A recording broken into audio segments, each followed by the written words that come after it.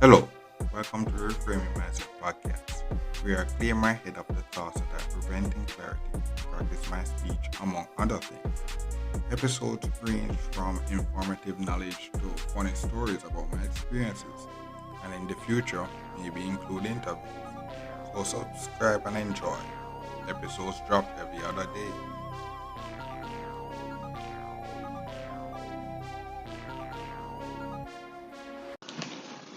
Okay, welcome back to Reframe Mindset Podcast. My name is Constant Brooks, and in this episode, we're talking about burnt foods.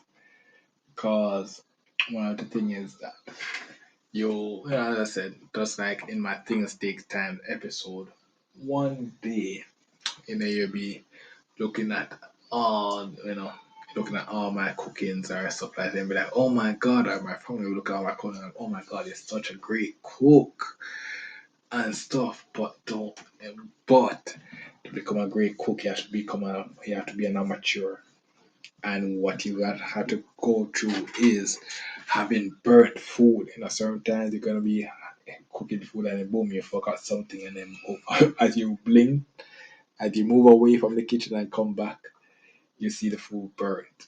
And there's some days like that, and you just have to just basically just eat the food, eat the food, because sometimes trying to come out of poverty and stuff like that. You can't, or they're wasting the food. And you have to basically eat the food. And there are times like that. But what those time is, what I realize is that just like everything is a learning experience. And what happens is that when you find out how to actually prepare that meal well, you're less likely to burn that type of food. So, like for example, something that's easy to be burnt is plantains. If you find out how to properly time when a plantain is ready, you're less likely to burn it. And then plantain is one of those foods that basically kind of tastes good as well, even if you kind of burn it. That was one of the rare occasions as well.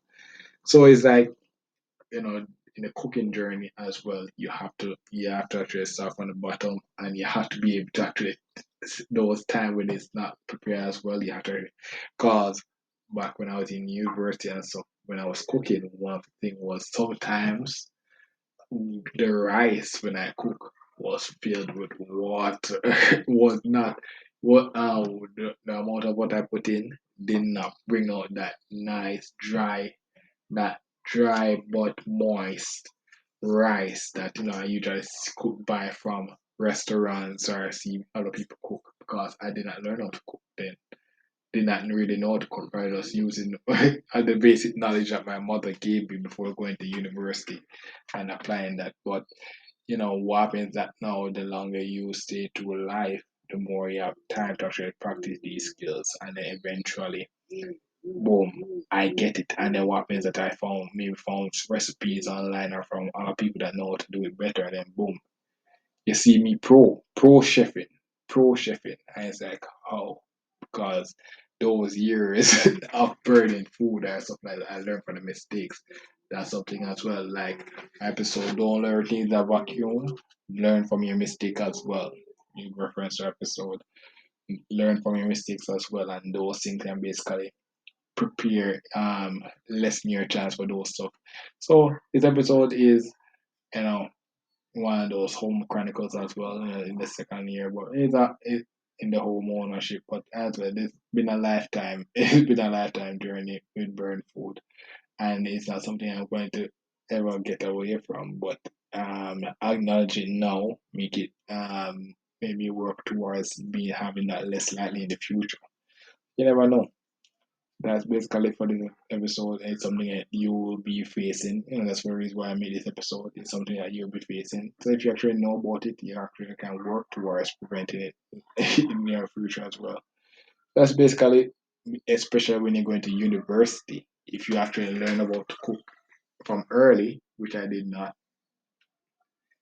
you will be less likely to be starving at the university stage. That's up to you. So that's basically for this episode. Thank you for listening. I look forward for the next episode. Mhm. Well, this is the end of the episode. Thanks for watching. and look forward for the next episode. To support this podcast, go to anchor.fm/cssb/support or become a sponsor for this episode. If you have a product that you want to have more exposure, DM me on the Instagram page, Reframing Mindset Podcast, or on Twitter at ReframingP. Either way would help. Thank you regardless for listening, and here's a preview for the next episode. Things come and go. And what I mean by that is, seeing the Olympics and the world athletics stuff again is, seeing athletes that have been booed and made fun of in the last Olympics come again and basically taking their crown back again and doing their thing, breaking, surpassing the one that was being praised the last Olympics. And not only that, as well, the fastest man in the world. He didn't start in the fastest man in the world. He had his flock at the Olympics as well. Then he took his training and boom, all of a sudden, a couple of years later, he's the fastest man in the world. And because so, what happened was that when he became the